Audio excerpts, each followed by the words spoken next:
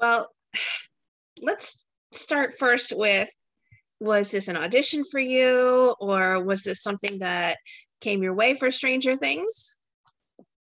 Yeah, it was an audition. I auditioned several times, and then yeah, I started auditioning like end of 2019 for the show, and then I heard back beginning of the following year, 2020, and then um yeah, and then like February is when I found out, hey, you're in basically, and then like the following week or like a couple days after, I can't really remember. It was just really fast. They're like, as soon as like I knew, they're like, hey, they need you to uh go to do a table read in Atlanta, and that's what we did. And then I got to meet the whole gang, team, everybody, and it was cool, man. It's crazy. Then how was Argyle originally described to you? So Argyle, I don't know. I think it was dude, I'm trying to remember, man. I wish I had like a cooler story or something. It was. I remember I first read for Eddie, who's played by Joseph Joe Quinn, and he was amazing, by the way. So happy he's doing that because he's killing it, man. He's so good. Uh, yeah. First I read for that, and then I got sent like I don't think they had told me it was his name was Argyle yet. I think they were just like, "Can you read for like the stoner part?" And I was like, "Okay, of course." And yeah, and then when I got it, it was like awesome, cool, like hell yeah. Yeah, it was pretty tight. Had you known Charlie Heaton before this, or was he someone you just met for this project? No, I didn't know him. I met him for this project, like in this doing this project. I'd seen him obviously in the show before. I'd seen like the first season, I remember, and then once I had booked it and stuff, and I remember when I got back from the table read, I was like, I gotta go back and finish watching all of it just so that I know, just so I'm up to date. And but yeah, I had seen him obviously in like the first season when it first came out back then. I mean, they seem like such mismatched friends, though. To, to me, do you see that as well, or do you see like, or did they tell you like a little bit about your friendship with the characters? You see Jonathan and Argyle, they're mismatched. Yeah, yeah, yeah. Um, I don't know. I think I don't know. I mean, like, sometimes like those are like the best friendships, when like you don't have everything in common with that other person, because you guys you'll bounce off of each other. And like I what I love about their friendship is is it's almost like, like it's almost like, hey, like we're not worried about like what are you doing or what do you like, what do you blah blah blah. It's just almost like it's probably like the dream friendship where it's like judgment free, like I'm almost there. Like my character Argyle, he's there for Jonathan during like a tough time for him, because at the end of the season prior, the third season, at the end they he made a promise with Nancy that they would try, to do like the long distance thing, which is crazy. Think about like doing long distance in the 80s where like you can't have instant communication. It's like, No cell phone, so no FaceTime. yes.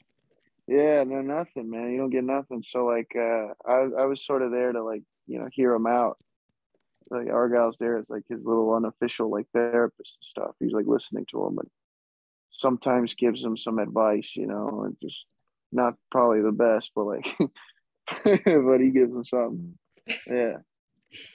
Was there much room to improvise with the dialogue at all? I mean, you do pretty well at comedy, or and this character seems like there's probably a little bit of a buffer there for you as well. Um uh I'm trying to think.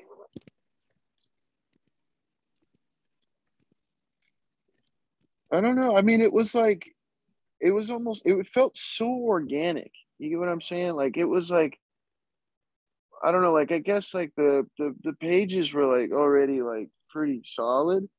And as far as me and Charlie and stuff, like, you know, goofing off and stuff, it came very natural. Like we didn't really ever have to like um you know, like strategize something. It was very, I think I was like very fortunate.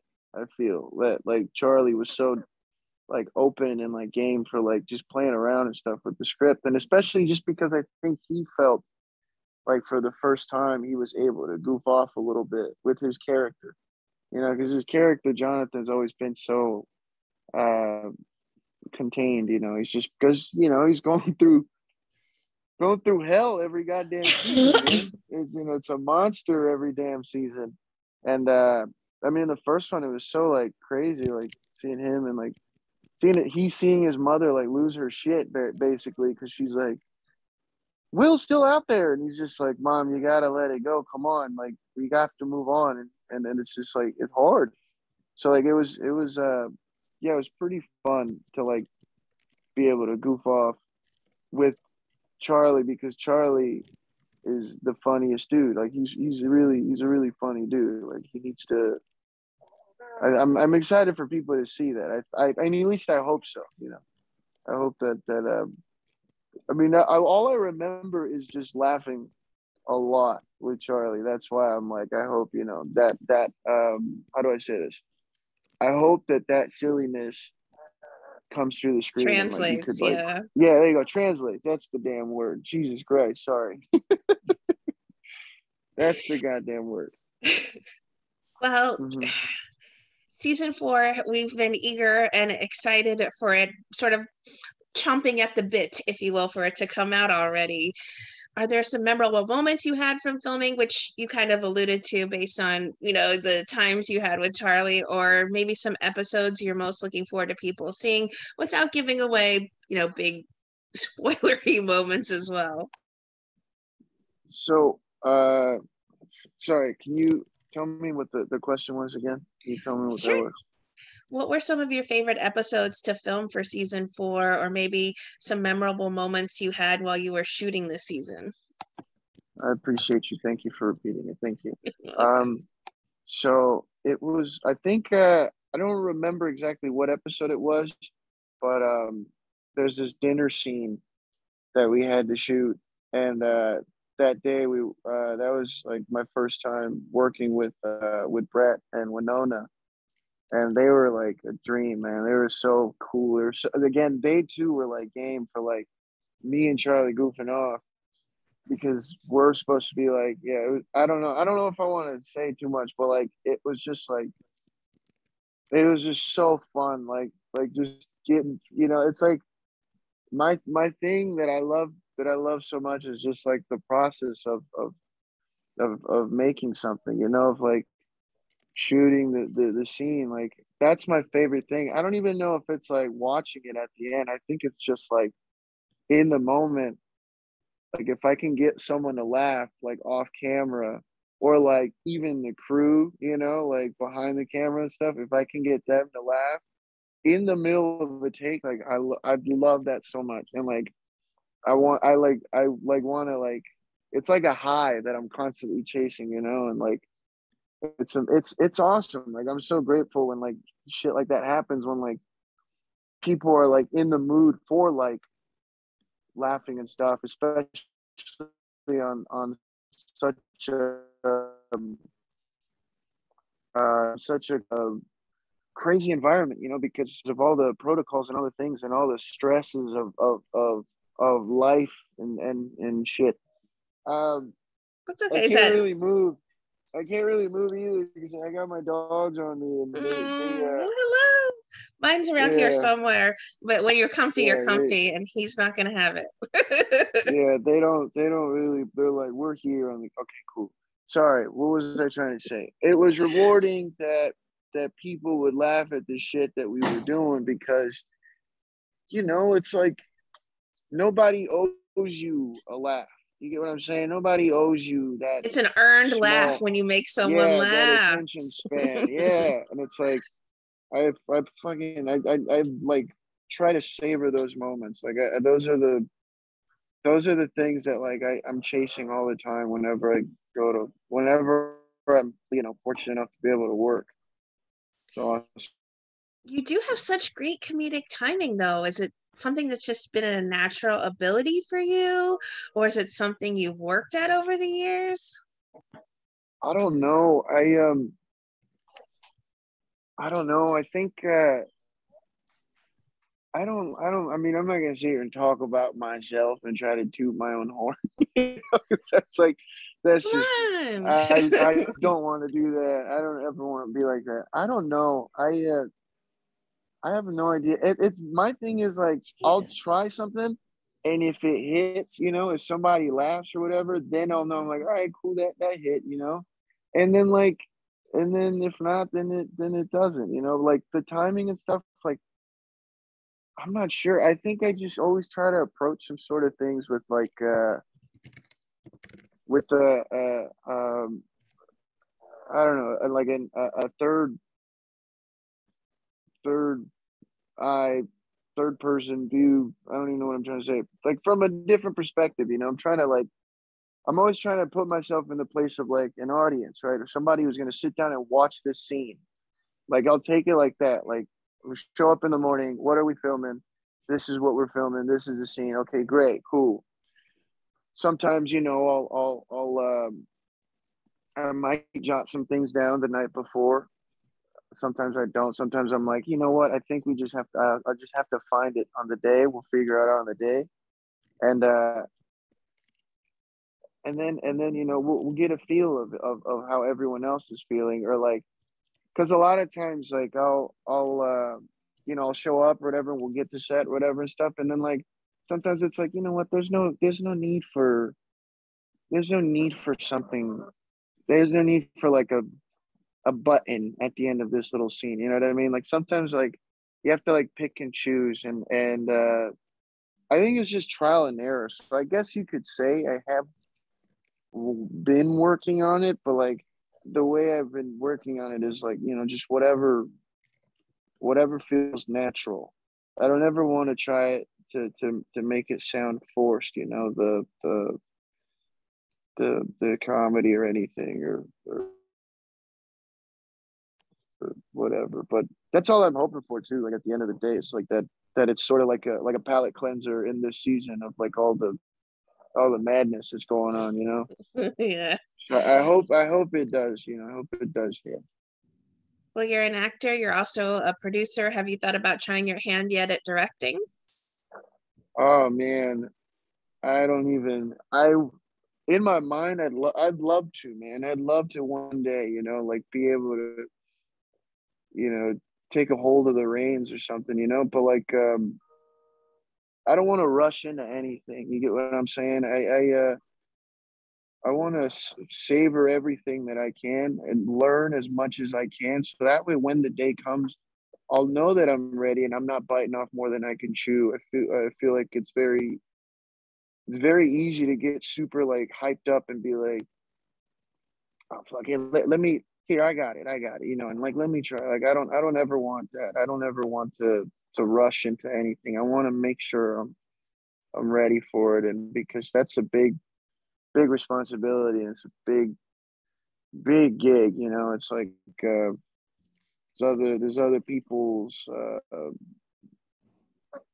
there's other people you got to consider when you're becoming something like that, a director. And I've been fortunate to be able to, the few jobs that I've worked, like, I've been fortunate to be able to work with really good ones, and I see that and I appreciate that and I can tell when, and consider it and stuff, and like it's awesome. That's why I'm like, I need to, make sure I'm ready for when that day comes. Yeah. You're a part of social media. Are you looking forward to the fans' reaction to season 4 of Stranger Things? And sort of why is that an important place for you to connect with people who are fans of the work that you've done? Um, yeah, I mean, like I said earlier, I hope it does connect, man. I hope the what Argyle does is, I hope he does serve as like like a nice little escape, you know, from all the A little bit of craziness. levity. Yeah, and because this season is like it is pretty crazy, man. It is pretty gnarly. It's like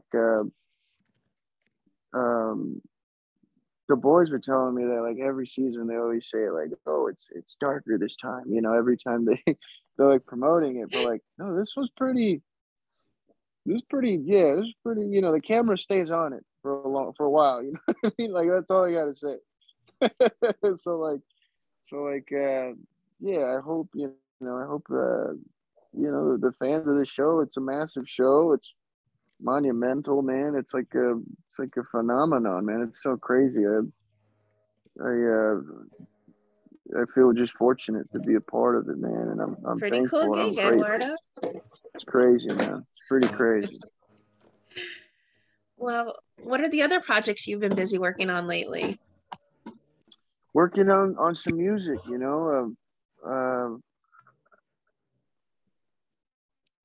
working on some music lately, just with my buddy Nixon, Dumb Bitches with the Internet. You know, you can find us on Spotify and Apple Music and stuff, and we just released like a little three song EP thing called The Most Album Ever.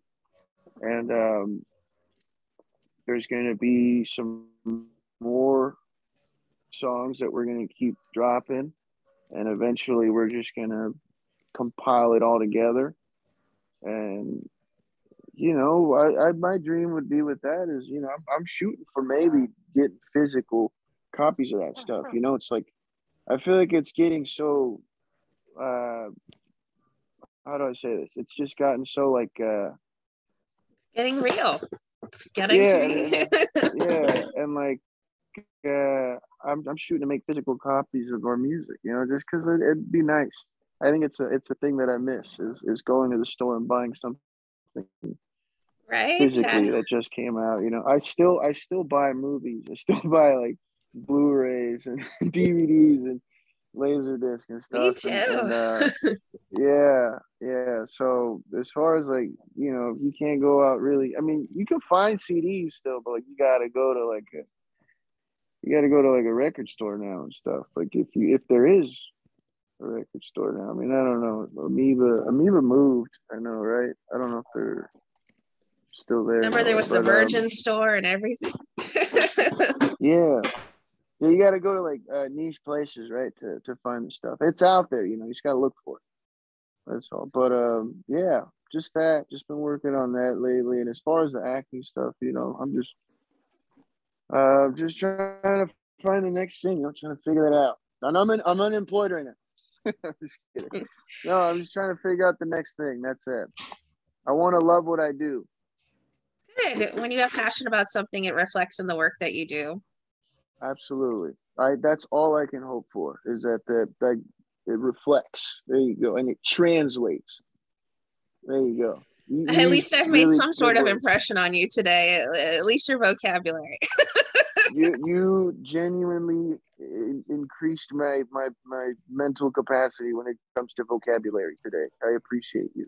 You're welcome. Yeah. What would you like to say then to everyone who, well, you can hear my dog. He found a bottle and he's running around within the background. You can hear What kind it. of dog? What kind of dog do you have? He's an evil dachshund. Oh my god! I had a dachshund growing up. Oh Did my you like? We god! had one before him. My sister and I had one before him, and he was the nicest dog. And this one is just like the complete opposite. He's hell. Oh man, that's funny. Man. I love him, man. Dude. He was so chunks. He was so chunks, and I know. he That's what would, you love dude. though about him. Yeah, he would take down pigeons, yo. I had to literally. I remember like the last time he did. I was like, dog, you cannot be doing this, yo.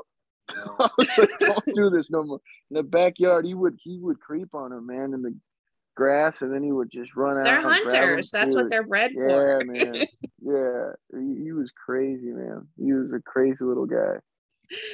Well, what would you like to say to everyone who are fans and supporters of the wonderful work we've seen you do on our screens and now with your music as well? Dude, I mean, you know, what can I say? Let's see. Check it out.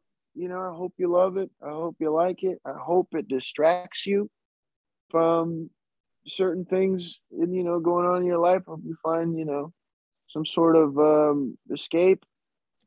And hey, man, eat some good ass food and just fucking chill out, man. Just all I gotta say. Grab a pizza for Stranger Things. I think it would be appropriate. Yeah, put some pineapple on it, man. Stop acting like that's crazy. Grow up, man. Come on, man. Just grow up. It's pineapple, yo. It's not that insane. Pineapple. Jesus it's good. Christ. What don't you like about warm fruit? And it's good with barbecue sauce. It's